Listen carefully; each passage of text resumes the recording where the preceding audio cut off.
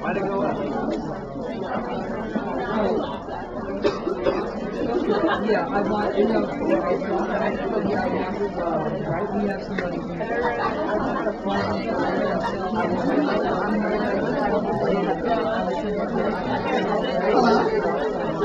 Hello?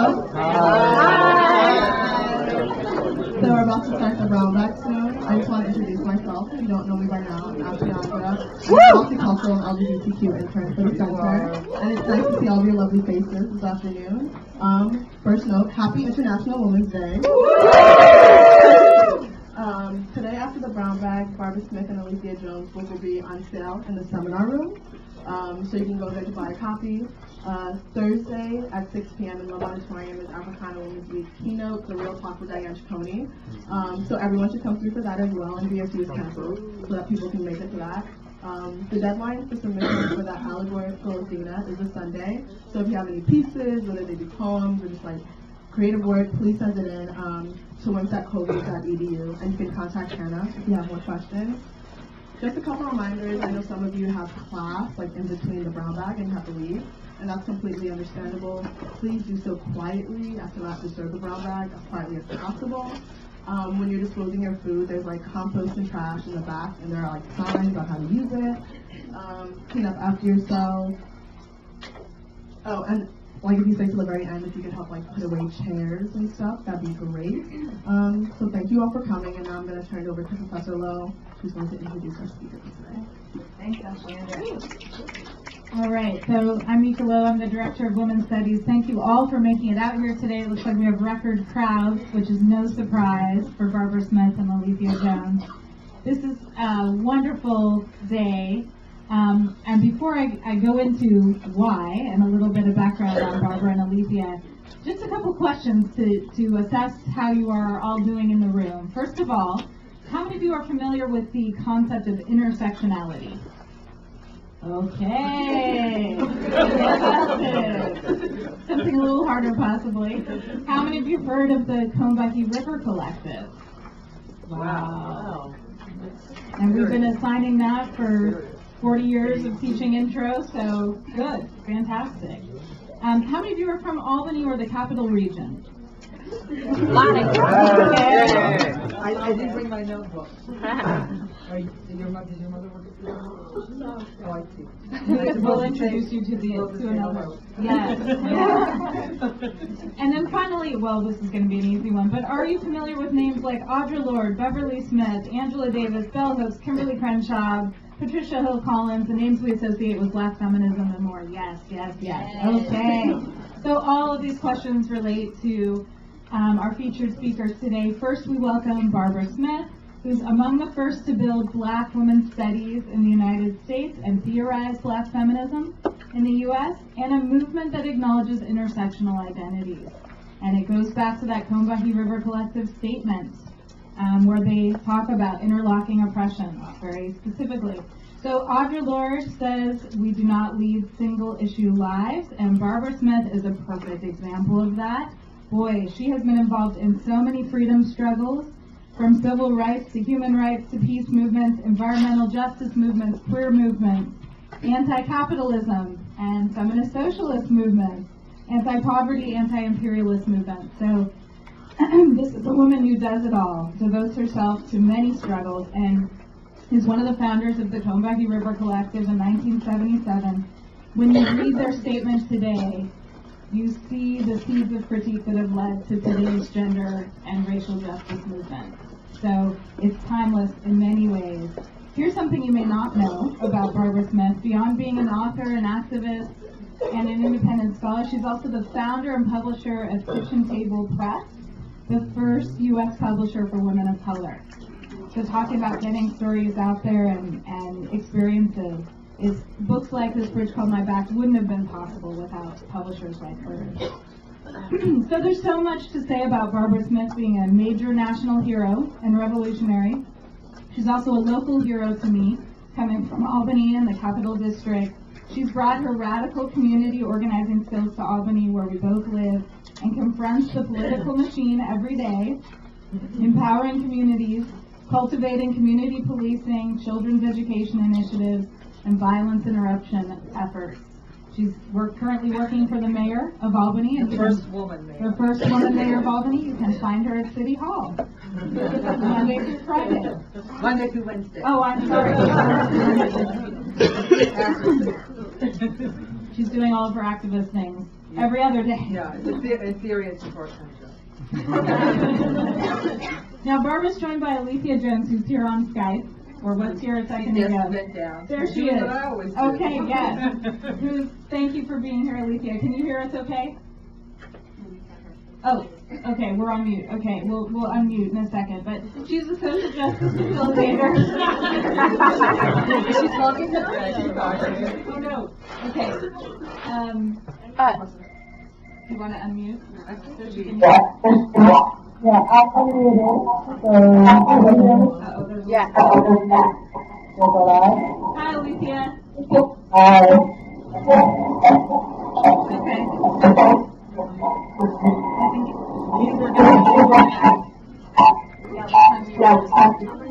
We may not be able to use the mic because it sounds like That's fine with feedback. me. Yeah, Okay. I don't want her to be distorted. Okay. Not at all. So anyway, she is, Alethia Jones is a social justice facilitator and formerly a professor of public policy and political science at SUNY Albany.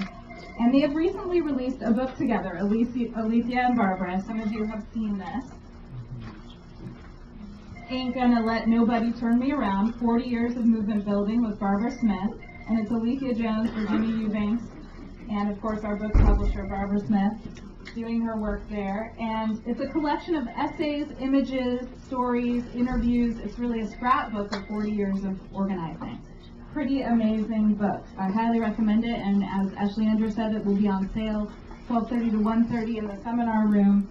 And we also invite all of you to come and be part of the meet and greet this afternoon, just to talk with Barbara a little bit more about the book. And how many of you have read the book, or a portion of the book? Awesome. Okay. So Alethia has many talents. She conducted many of the interviews for this book, asking big picture questions about organizing. And they're here today to talk and dialogue with us about campus organizing, sustaining movements, how not to get bitter, and continue to be an activist, and so many more questions. So, thank you for taking the time to be here, both of you. And we won't use the mic, and I guess we'll just turn this on. Right. Okay. And we have until 12:30.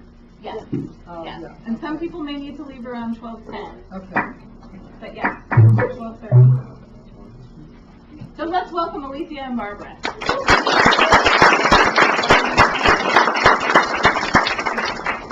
Can you hear us okay, Alethia?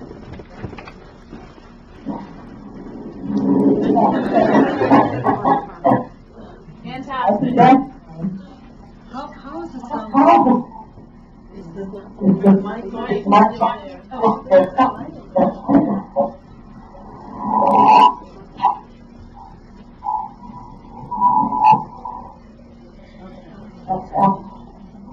We'll try this without feedback and hope for the best.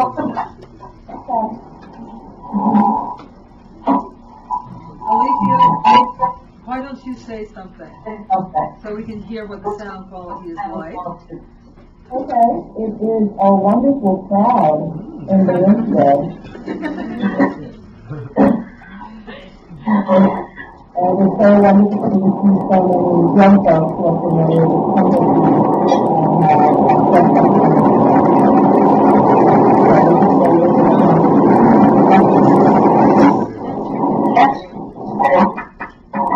I think, is there background noise where you are, Alethia? What's that? We're having some trouble hearing you clearly.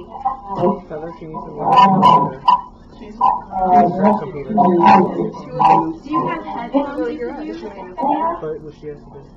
me take the phone.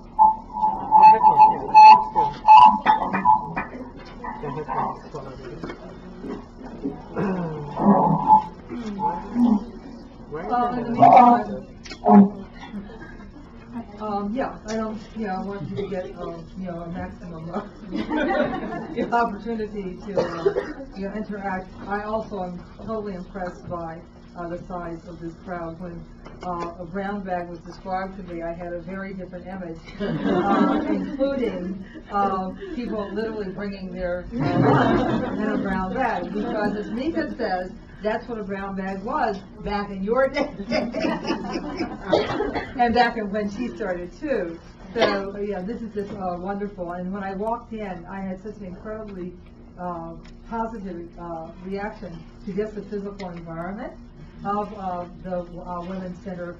I think because of how bright everything is, the colors and everything. So I just felt very, very, like very inspired and very energized by what I saw.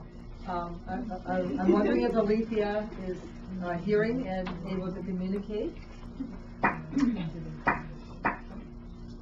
Alethia, you want to say hello? I'm sure.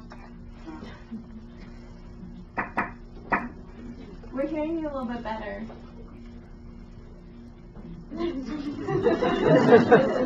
It's muffling, right? Is that No, it's going in and out of the... okay, I don't know exactly. It seems, yeah, it seems like this is not as clear as we would like it to be. So at a certain point, I guess we have to decide what we wish to do about that. One of the things that I was informed that you might be interested in hearing about is like how does one sustain commitment to activism over time? And I don't have any magical answers or solutions to offer to you. I can just tell you about things that I've experienced. But I also wanted to let you know that Professor Margot Ray is here from Hamilton College, and she was also a part of the Combahee River Collective. So I expect her to chime in to make corrections, and also to just share in this dialogue about the work that we are still committed to doing. One of the things that I thought of in response to the question about how do you sustain your activism is that you need to understand why you were involved in activism to begin with and what it is you are working to change and transform. People make a distinction between activism and organizing, and I don't generally do that, but the thing is activism may be more singular or more like one cause or one issue, whereas organizing takes it up to I think a more comprehensive level, and a level that looks at things systematically. If we understand when we are involved in activism that we are confronting, challenging, and wishing to eradicate institutionalized oppression, that gives us an answer as to why we will be doing it all of our lives.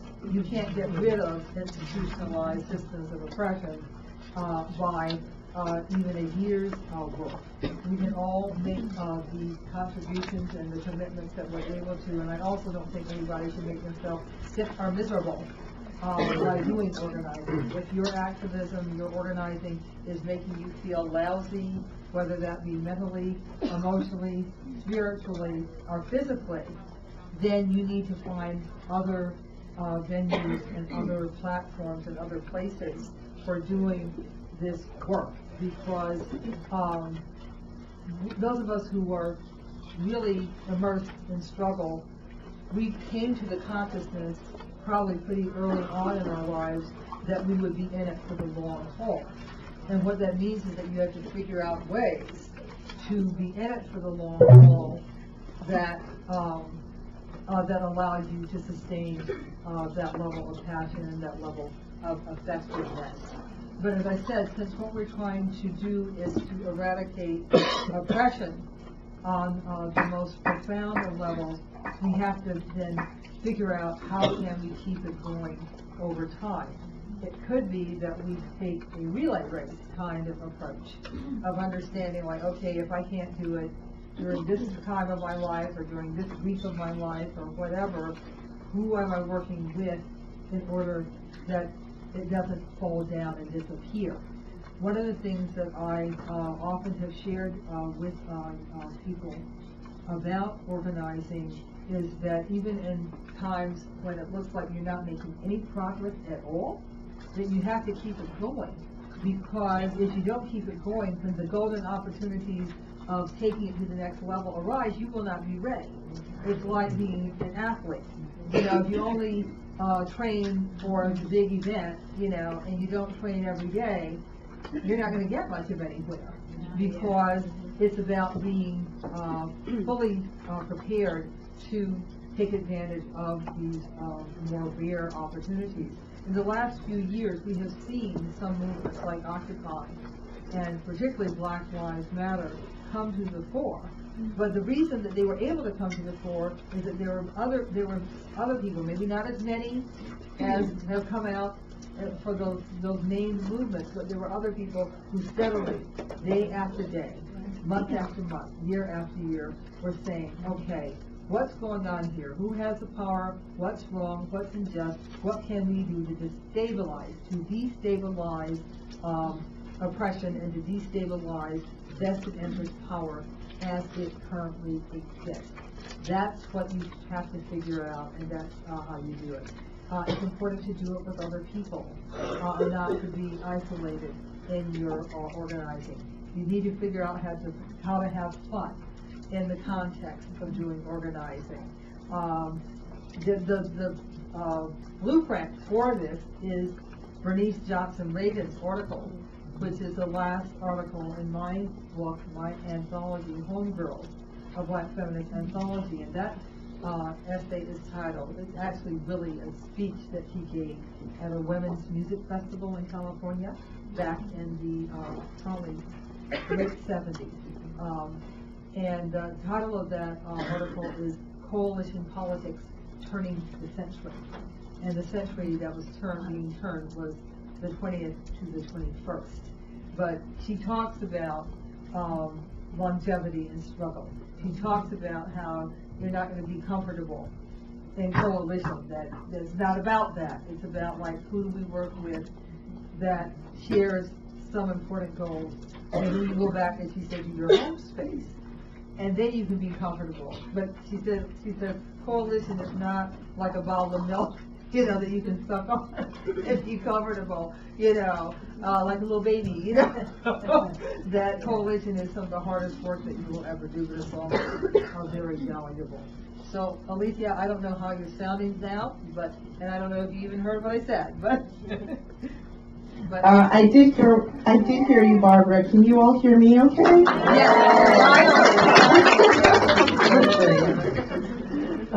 Terrific.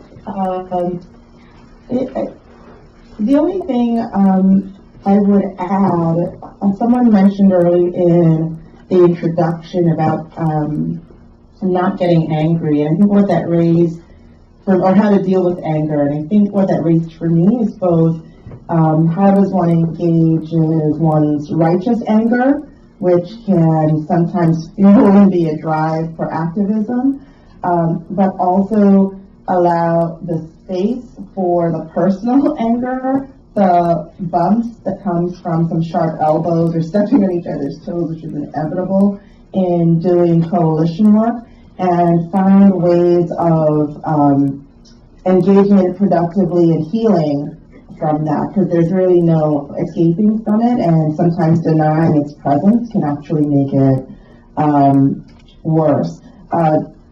There's someone who I use as a resource in thinking about emotions, whose analysis says that anger is an indication that a boundary has been crossed, and it can allow you to figure out what's that boundary for you. Sometimes you only learn about a boundary that you have because it has been crossed. So how do you use it as an opportunity for your own growth and development, and for strengthening coalitions and friendships and partnerships, and not have it be a destructive force that undermines one's longevity in doing the work, and that can really be a challenge. That's great. And also, Alethia, when you and I were talking about today, you talked about the need for self-care. Did you want to say something about that as well?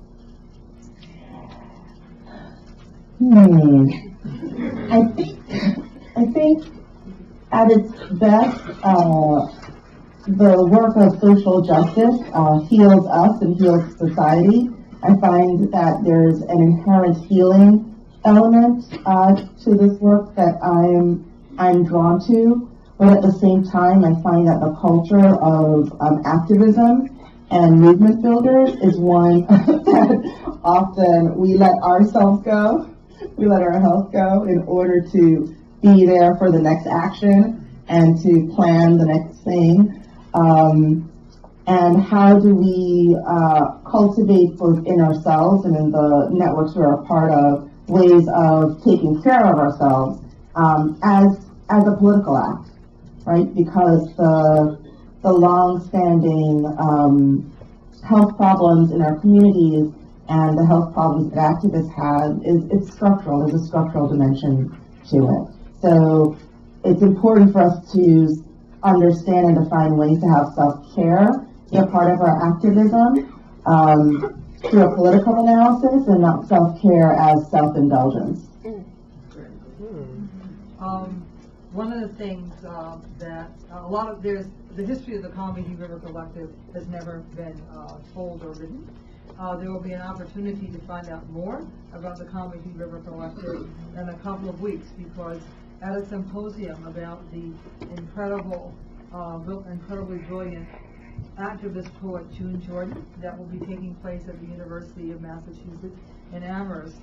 For whatever reason, and I don't actually know why, maybe Margot knows why, she will be participating in this panel discussion, a reunion of Combahee River Collective members.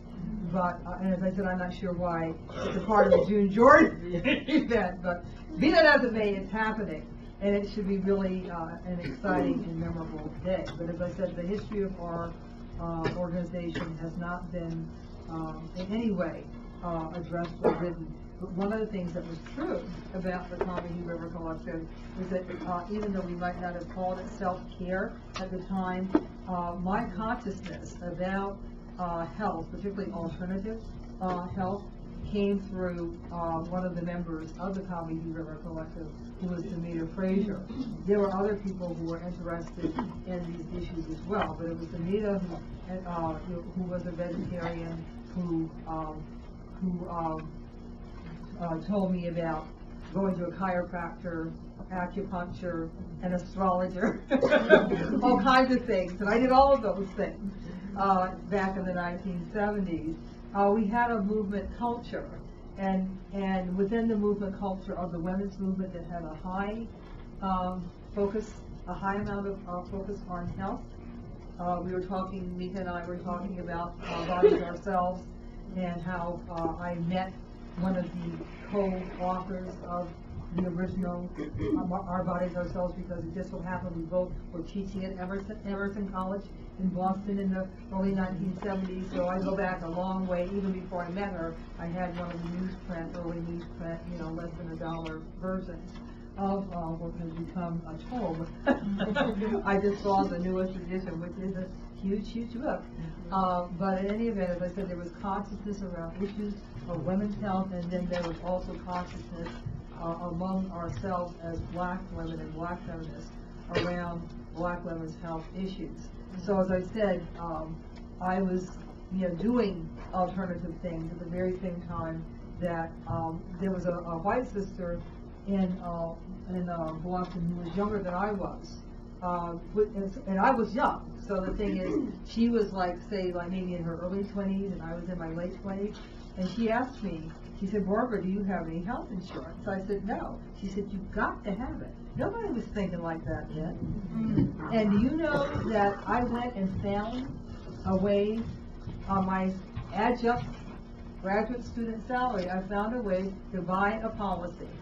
And I maintained a health insurance policy on my own, out of my own pocket, for decades, up until the early 2000s, which was the first time I ever had insurance that was paid for through a job.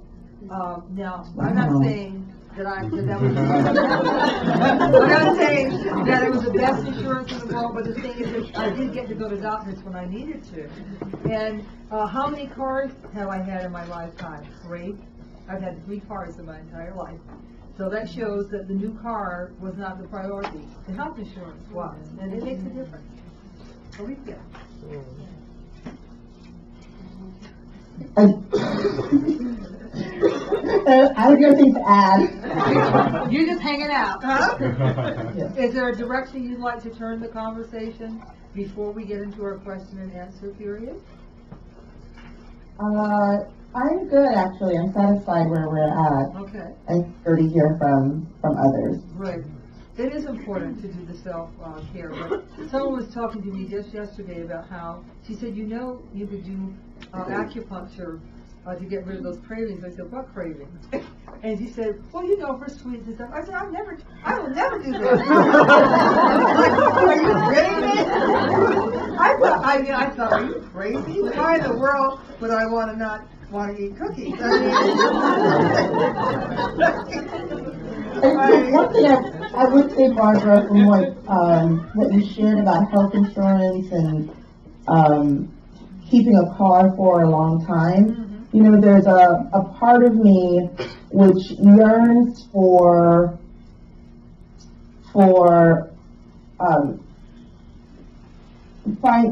are the ways in which activist communities can find ways to sustain really grassroots activists, because especially from the project with you, it just became so clear that the folks doing the most radical and enduring work are often not embraced by institutionalized employers.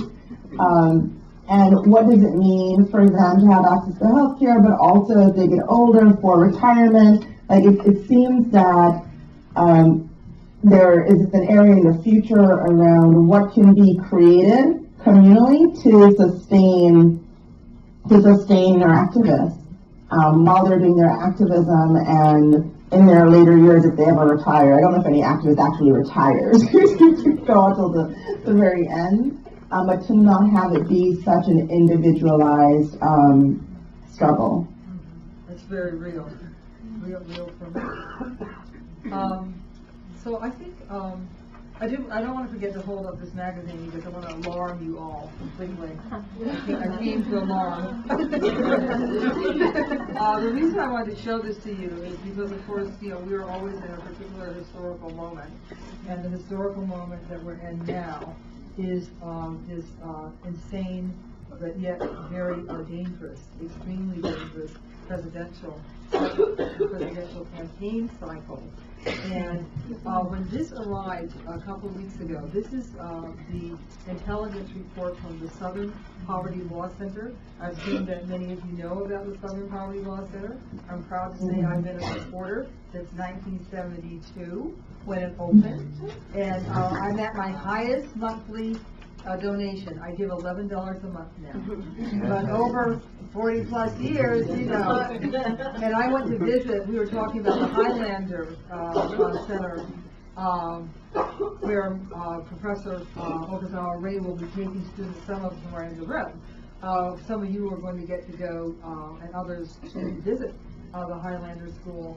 And we were talking about it being a sacred place, and I was getting ready to say I actually got to visit the Southern Poverty Law Center and the Civil Rights Memorial that they built, which is right across from the Southern Poverty Law Center in Montgomery, Alabama, when I was speaking at the University of Alabama in Tuscaloosa at the invitation of Brittany Cooper, who I'm sure some of you know who she is. You can see in that, well, probably the second generation after us, outspoken black feminists. But in any event, the Southern Poverty Law Center attracts hate movements in the United States. They started out around racism, but they have made the transition to look at all kinds of violence, including violence against immigrants, violence against the LGBTQ community, all kinds of violence and all kinds of hate activities. And this is their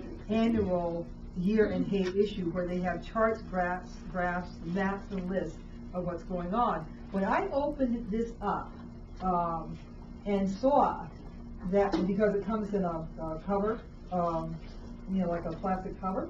When I opened up that covering and saw Donald Trump on the cover, I thought, oh my goodness, because the Southern Poverty Law Center never gets into partisan politics. If they had some pictures of presidential candidates on the cover, they would have all of them. They wouldn't have just one. What does it say? The year in hate and extremism that he's supposed to, boy, for that. We're in some very dangerous times. Our activism is more important than ever. And yet there are people who say, oh, I don't really think of him as racist. Are you out of your mind? You know, what does it take? So I'd love to hear from everybody. I'm sure Alethia would too. So comments and questions. Yes. I was gonna say, how do you know the difference between like your activism being like draining and you just going through like a rough patch? So like you see what I'm saying? You said that if it ever gets draining and you don't enjoy it, you should probably find like another fill. I'm saying like how do you know like how did you know like your balance? You know what I mean? I think it's the way you make decisions about other life choices. Have to give it a bit of time. I think that the one meeting you go to where you want to hurt everybody at the meeting after you leave, that's not necessarily the day you decide I'm never coming back. But the thing is that if consistently, I would say over a period of a couple of months, if you felt the same way, if you felt you were not being respected, that people were not listening, that perhaps those problems with how people were interacting was also affecting the effectiveness of the group itself, then that might be a time to make a move and to make a change. But you are not supposed to be miserable all the time in relationship to anything, including, I think, organizing. Alethia? I agree. Sometimes in the moment it's difficult to figure out. Right. So give it a little time. So you agree with giving it a little time? Yeah, I agree. You won't feel good all the time, and you shouldn't be angry all the time. But is it regenerating and rejuvenating enough for you to make it worthwhile? It shouldn't only be one way, where you're giving, and you're feeling sapped, right? There has to be something in the work or in the relationships that is inherently regenerating for you. Can you give an example of that, Barbara, or Alethia, of regenerating? You mean in relationship to a negative organizing situation, or just in relationship in general? Just in general, too. Well, last week, I was telling Nika about what I'm most involved in now, as far as organizing is concerned, is around our failing school system in the city of Baltimore. I love hearing the snaps. Yeah, that's working for me. I don't know if that's a general thing, or if you actually know how absolutely dysfunctional the school board is there. But whatever it is, they've forced a black woman superintendent who had actually made some improvements, academic improvements in our school district. They forced her to resign toward the end of January. We had worked very, very hard to retain her, and when I say we, I mean a broad coalition of primarily African American people, but of very different identities, including ministers. One of the ministers who's involved, when we passed gay marriage in New York State, I'm watching Rachel Maddow, and there's his wife. She's like, oh my goodness. There's, I can't see the name, but there's Reverend so-and-so's first lady, And I just went, oh, I'm so done. Because I sat with her, I sat with her. We were working on gun violence and that kind of violence. And an ongoing way. And I sat with her and talked to her, in her church, social room where we were meeting, asked her about her accomplished children, etc. I said, and then you are out there, protesting. Well, anyway, there it goes. But as I said, it's a true coalition. We have been trying to get the attention of this school board that doesn't listen to us and has historically not listened to the predominant majority of the parents of the children in the school district, who are primarily Black and Latina children, and with increasing numbers of refugee young people. So in any event, it's been very, very frustrating. So one of our leading activists said after one of the recent school board meetings, he said, I don't see any reason why we should even go back, because they don't listen to us. Why should we even continue to bother? This is somebody who has been going to school board meetings from time out of mind.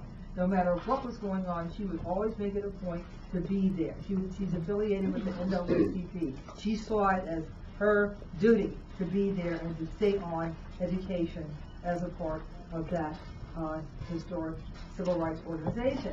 So when she's saying, I don't know if we should be bothering, that's huge. So we had to get her back, a couple of people, and she quickly pivoted and said, okay, I was just like discouraged. But then we had our planning meeting. We have planning meetings that generally are aligned with when board meetings happen, which of course do happen frequently. So we were having our meeting last week, and people were talking about questions, and now we have all these questions, and they never answer them during public comment.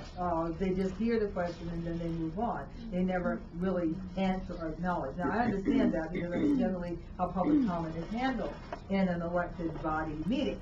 But the thing is, I said, well, why don't we come up with a list of questions? And so I took down all the questions that people were asking and kept getting people back on. I said, we didn't finish that one. Let's clarify that. So by the time we finished, we had 11 questions. We had people assigned to ask the questions. And we did that last Thursday night. And the board members were fit to be tied. They were fit to be tied. I've heard about in the aftermath, one of them just yelling, in anger about how dare we come and ask these questions, et cetera, et cetera. Now, of course, I love being a step ahead. So, and I hope none of you know any of those board members, because I don't want you to. I know you wouldn't do that to me. But the thing is that I said, well, this worked out so well. People felt completely. The person who had felt so discouraged, she felt that it had gone wonderfully. So we're sending emails to each other saying how great we thought it went. And I said, you know what, this worked. So from now on, for the next however many board meetings, we're going to be there with a set of questions. And it's going to be correlated in such a way that it's going to be one after another. And then I think that at a certain point, like say after we've done it like 4 board meetings or whatever, and we have cumulatively 50 or 60 questions, I think somebody should stand up there and say, for the last however many weeks or months, we have asked you a total of 60 questions, none of which you have answered, But as I said, it's those little things, it's those little things that make you feel like, yeah, that worked, and we had signs, and, we had, and people, one of the things that's happening with this organizing, usually when there's a crisis in our school district, people in the Black community will come out, but after the crisis has passed or we've lost, we don't show up. Our numbers have increased. We keep coming out. People are not having it, any longer. And that, you can hear the excitement in my voice as I talk about it.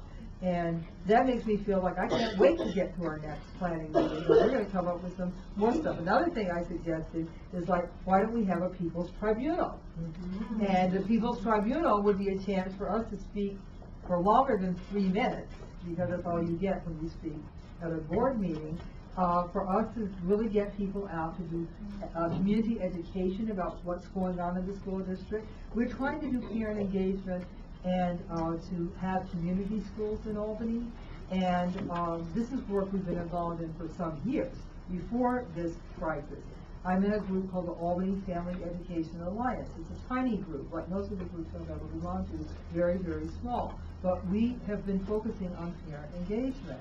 And it's a very steep hill or mountain to climb, because there's no real mind for that in the current administration and the board of the school district. But we will continue. So that People's Tribunal, will it solve every problem? Will it get certain people fired? Well, no, not necessarily.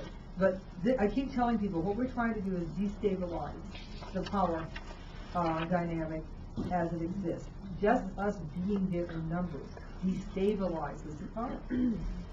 And we don't even have to, I don't speak at the school board meetings because I can't, in my position, working for the city government, but the thing is, it's working, so, and it can work for you. Hi there. I'm Berlicia Morton. I'm professor of educational studies, and I just want to take the time to say thank you to you and Alethia for just being you, for being brave, for as a Black woman, just your work is just so inspiring, and so affirming, and so wonderful, and just thank you so much. Oh, and so you're so welcome. Thank you.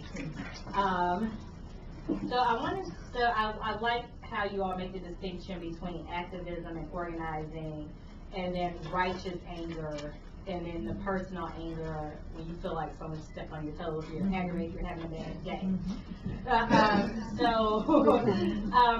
As a Black woman, who's, like you said, you just at an early age you realize that, oh, you're going to be an activist and this is my life. And, yeah, I'm just in it for the long haul. But then also as a Black woman in academia, you know, you're familiar with the stereotypes. One in particular, the angry Black woman. No, right? So, how do you deal with the fact that you're constantly up against the angry Black woman stereotype, but you are angry, right? Righteously. Right, you know, you do have righteous anger, and then you do have anger, you know, that comes from, like, your surroundings, you know? So, how do you resolve, like, being angry, right? But then that constant struggle between, like, oh, if I get mad right now, then, oh, I'm an angry Black woman, but I am really mad. You know, so how do you walk that line, and when is it, I hate to frame it as, when is it okay to be angry, because it's always, like, if you're angry, you're just angry, but how do you navigate that? How do you navigate your internal anger with, like, trying to get something, like, trying to break through that barrier, oh, she's just an angry Black woman. Yeah. Alethia, did you want to speak to that? Wow. So it's not easy. There's no one right way, and you have to allow yourself the space to make mistakes and to grow. I would say that the work of dealing with one's emotions, either in a personal context or an organizational context, is in fact work, right? It doesn't happen automatically. I grew up in a family where we did not have a strong emotional vocabulary. Like, we're doers, we're not talkers. And having to grow that skill set, and it still needs to keep growing, it's a lifelong challenge, is with developing an appreciation that there are these things called emotional skills, and that you can get better at them over time. And it is always a challenge, you know, I find, to honor myself enough and to carve out the time to do the meditation, to, you know, do the weekend retreat, whether it's in my living room or going to the park or going to a retreat center, you know, an hour out of the city, or finding the things that you love. And it turns out, like, over time I'm making less of a distinction in this work-life balance thing, because there isn't a hard wall between those two things. They interrelate to each other very, very closely. So there's some folks I've been working with where they take the view that the inner condition of a leader is what's most determinative of the outcomes and the effect that they'll have on others. So the more, you know, mature and settled and graceful you are internally, that shows up and is reflected in the nature and the quality and the work that you do. And I'll end with the quote by Gandhi, which is probably overquoted, which is, what is the way to peace? Well, peace is the way. Being which doesn't mean not having anger, but finding and growing ways to not internalize it and to be in community, and to also channel it through organizing. It's always painful to be stereotyped. I remember once a white woman in the context of the women's movement in Boston saying, "Well, you're so angry, Barbara." And I was like, "Are you kidding me? You've never even seen me angry." I felt so insulted. I felt so insulted because she was presuming, because I spoke strongly about injustice, including white racism, she concluded that I was angry, and that's a silencing mechanism. I'm thinking of Audre Lorde, the work that she did about black women in anger. That's something to consult with and to look at, because I think it gives you a highly insightful and even philosophical way of looking at our relationship to anger and whose is it. I like what Alethia said about when you get angry or feel angry, it's because a boundary has been crossed. I think that's a really great way to understand. Other comments and questions are getting close to the end of our time. Yes? So you had kind of spoke to this, but I just wanted to know how you keep your activism or organizing from becoming all-consuming. Are you speaking to me? Because as I said many years ago and discovered many years ago, and I tell people this who ask a similar question or talking in a similar realm. No, the most beautiful word in the English language. No, I'm not going to do it. People ask me to do things. I try to guard my weekends in particular. Because during the week, if you have a meeting during the week, I will probably come to the meeting during the week. But if it's a meeting on a weekend, it's like, no, I'm not doing that. I'm so sorry, I am not doing that. I was having a conversation before Martin Luther King's birthday, and this is somebody I work with, and like sometimes you feel like I have to do it because if I don't, I'll lose credibility. When you get to be my age, it's like, hey, that ship has sailed. What you see is what you get, you know how hard I work, most people my age who were already retired, they never did they didn't necessarily do anything toward activism, even when they weren't retired. So, I don't feel like I have to prove anything. But the thing is, he was telling me about this Martin Luther King breakfast. I said, you know what I do on Martin Luther King's birthday? I said, nothing. I don't do anything, because I was actually in the civil rights movement. I don't have to go and be somewhere, with people doing whatever they do. That's the thing, I've never been to a Martin Luther King event. I have, of course I have. But the thing is, I don't seek them out. It's usually, what day is Martin Luther King Day? It is like a really cold, unless you're having a strange winter, it's usually a really cold Monday in January. It's like, why would you go somewhere? But the thing is, if you're me. Now, if you weren't around for that time, you want to get a little of the experience and the flavor, fine. Go out there and do that. Yes, fine. But the thing is, that's a perfect example of being able to say no. And, when I saw him the next time, I asked him how he went. He said, I understand. I mean, he wasn't in any way, negative about it. But I always say, I don't care what's happening on a Saturday or a Sunday, or even a Thursday or Friday, because that's in theory, those are my days. Thursday and Friday are supposed to be, my weekend is supposed to begin on Thursday. Do you think it ever does? But the thing is that, but particularly on Saturday and Sunday, it's just like, I don't know who would have to be somewhere for me to want to, go somewhere, because the weekend is for me to decide what I want to do, not what you think I should be doing or what you want me to do.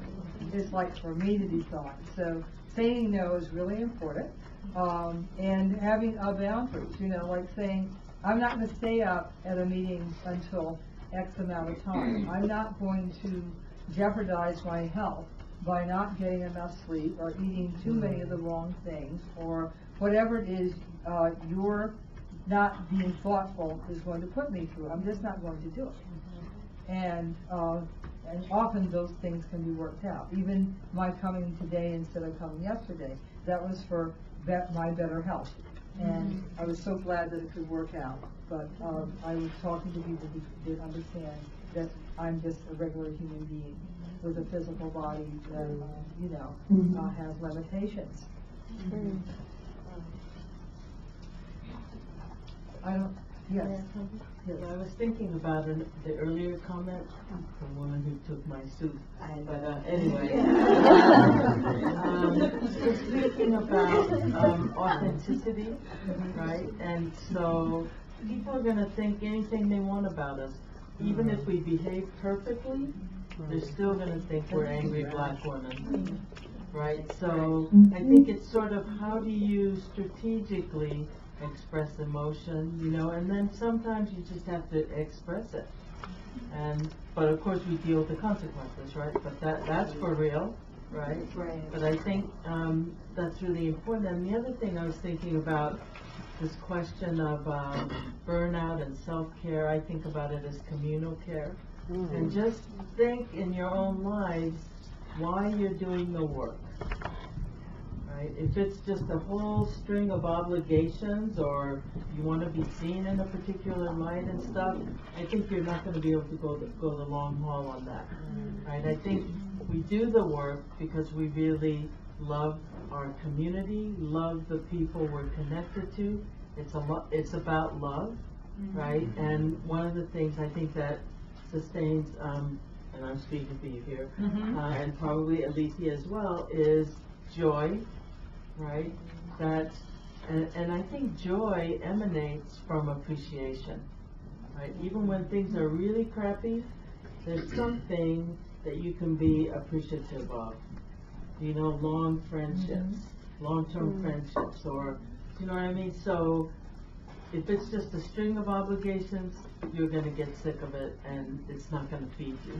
Right? So I would just ask you to think about, why are you doing the work? Why is it important for you to be an activist or to be an organizer, however you describe yourself? I just wanted that. That's great.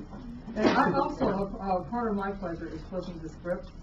I love doing what people think that I'm not supposed to do or that I'm not capable of doing or that was not possible. Mika and I were talking on the drive here about our anti-violence initiative, and that's where this button is from. It works every day because there's violence every day. People often ask me what it's for, and I often say to them, "What's happening today? What do you think it might be applying to?" You know, because unfortunately, that's the way certain individuals feel the need to handle human conflict and resolve human conflict, which of course is not a resolution through acts of violence. But as I said, this is specifically around gun violence.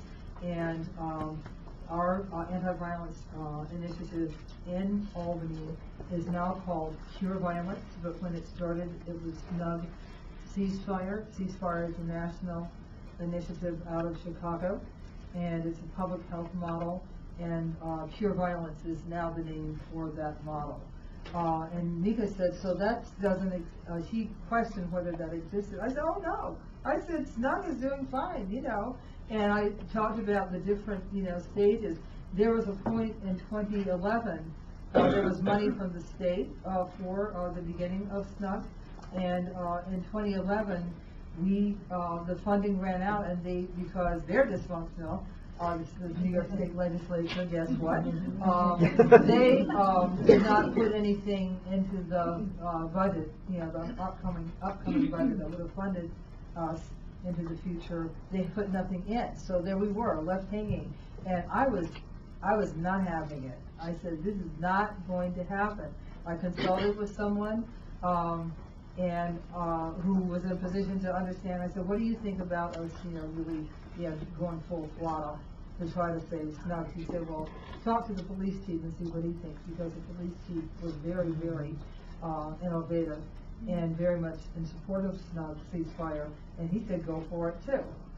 So I said, all righty, we're going to go for it. and we turned them every way but loose. We ended up having a demonstration. Now that's an old time in black. But it worked. That we ended up having a demonstration in front of the governor's mansion because, as one of our people in our coalition pointed out, he said there was a lot of gun violence that was happening. Some of the incidents were in the South End. And some of them said, you know, the governor's mansion is in the South End. He's a South End resident. And that's objectively true. The fact that he lives in the governor's mansion, you know. And so we had a demonstration in front of the governor's mansion. People were not happy about that, but was it effective? Highly effective. The state actually got up off of money in the fall of 2011, which is outside of their budget cycle. The budget, if you follow that kind of thing, the budget, the goal, or the deadline goal for the budget is to be passed on April 1st. And it's not that no changes are made following, but the thing is, money generally is certainly not dispensed for new projects following that April 1st deadline. The issue after April 1st is how the organization, departments, etc., get that money out of the budget to where they are and need to have that money, because it is, of course, this huge bureaucracy. So to get money, new money, out of the state budget in the fall of a year, it's just like that just doesn't happen. And just by wonderful coincidence, the Common Council, of which I was a member for 2 terms, we were in our budget process as well, but our deadlines are different. Our budget needs to be passed before the end of November. So we were in the midst of our budget process, and my colleagues on the council who understood the importance of SNUG, they said, let's see if we can figure out how to fund SNUG, or to give some funds to SNUG. Now keep in mind, the Albany Common Council has no budget itself. We're dealing with the executive budget. So where the money is in the executive branch. All the Albany Common Council can do is study the budget, have all the department heads come in to explain their budget expenditure, ask some questions. We basically do the analysis of, you know, the budget for the people who we represent, but we don't have any money in we have no line, you know. So where does money for SNUG come from out of an entity that has no budget itself? Where it comes from is from deductions. So other members of the Common Council had to figure out, where do we subtract? What do we cut, you know, from other things? Not necessarily in a negative or bad way, like the fact that the gas recovery at the landfill was resulting in more revenue than the budget said. Who knew? But the thing is, the person who knew, he said, we could get money out of that for SNUG. And so we actually matched what the state had put out, and we saved SNUG. We saved SNUG. One of the things about that organizing too is that because of the dynamics with the executive branch at that time, I had to be completely under the radar as a leader of that effort. So when we had that rally in front of the governor's mansion, I didn't say a word. I did not speak because I was like a lightning rod in relationship to that executive at the time.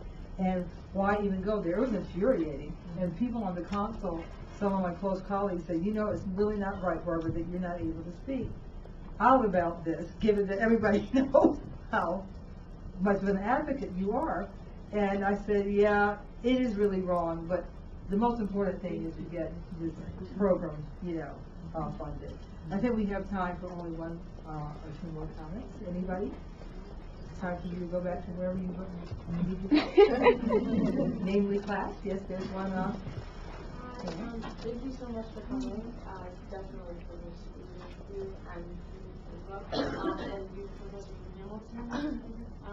So my question is, what do you think our generations, and of course our activist circles and networks are tied to every generation, but specifically our generation as college students, what would you all say that we are lacking in our activism? Never think of things that way, do you? Yeah. I agree with Barbara. I don't think of it that way at all. How would you think of it? Or like what might have been? Well, we wouldn't be thinking about lack. We would be thinking about Yeah. strengths. Mhm. And there's a lot of strength. This is an exciting time to be a young person in the United States. You have Black Lives Matter. You have, the Dream, Defenders. You have all kinds of,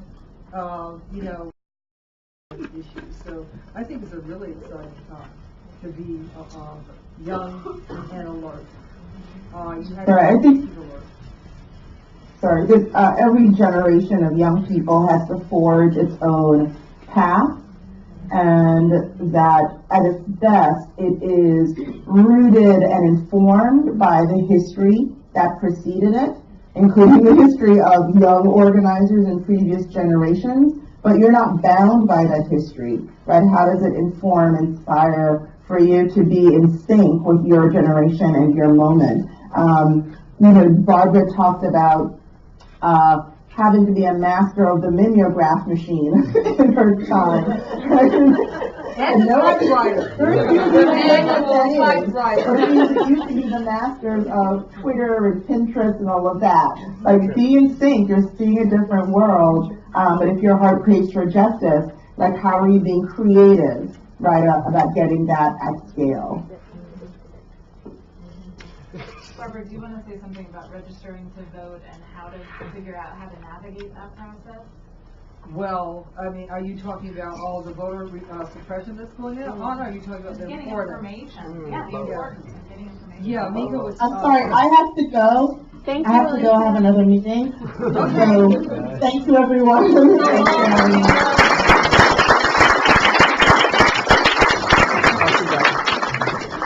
That worked well. Yeah. Once we got the headphone thing. Mika and I have been discussing how it's hard to figure out even what's going to be on the ballot, what is the ballot going to look like. The League of Women Voters is your best resource for that kind of information. But I was making a more general point, which is I think it's really important to vote. The reason I think it's important to vote is because people in my community, the African American community, suffered and in some cases died in order for us to have that right. Most black people in the country during the time that I was growing up could not vote. I grew up in Cleveland, Ohio. People in my family could vote, but they came from Georgia, Dublin, Georgia. So their counterparts and all over the South were not allowed to vote. How important do you think that was to people in my family, and that was passed on to me?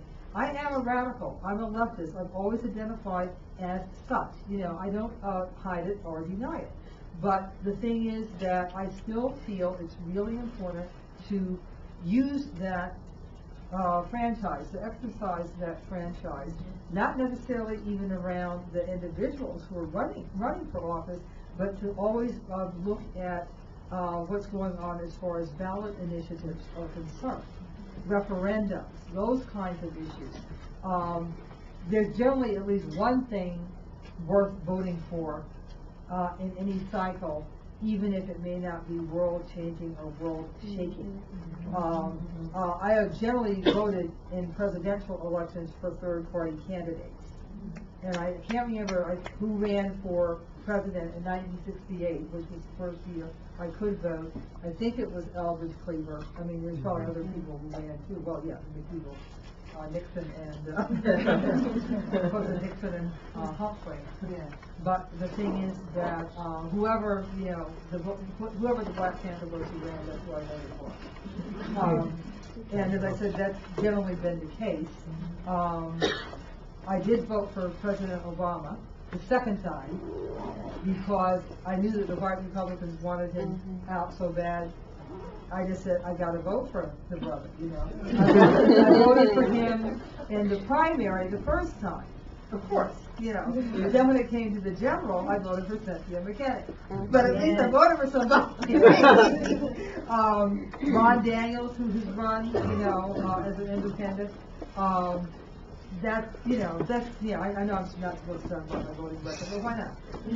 But the reason I'm sharing it with you, because your vote is supposed to be private, the reason I'm sharing it with you is that this is what a person with my politics has seen fit to do with the franchise and the ability to vote. So I think it's important, and as I said, as an African American, I just feel like it's a sacred duty of mine to vote. And as I said, look at those local elections and those ballot initiatives. Sometimes very important things are happening on that level, including people who are running for office. I worked very, very hard to get a wonderful woman and old friend of mine onto the Albany School Board. So we now have 2 people who are not dysfunctional on the school board. No, they're not the majority, but the person, the sister who was there by herself, is not by herself any longer. And the person who I helped to get elected, she has you know, because she knows about education from a professional level. She did a year of law school. She has an MSW. I mean, she's just like working their nerves big time. And talk about being happy. That was a happy day. Because it was a long shot. There were like 7 or 8 people running for school board. There were only 3 seats. You know, we won. This has been great. Thank you. Thank you so much.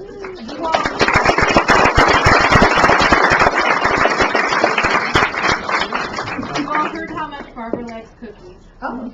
So we're having a cookie party from 1 to 3. Please drop by, buy the book, talk with Barbara. That's about right, did it?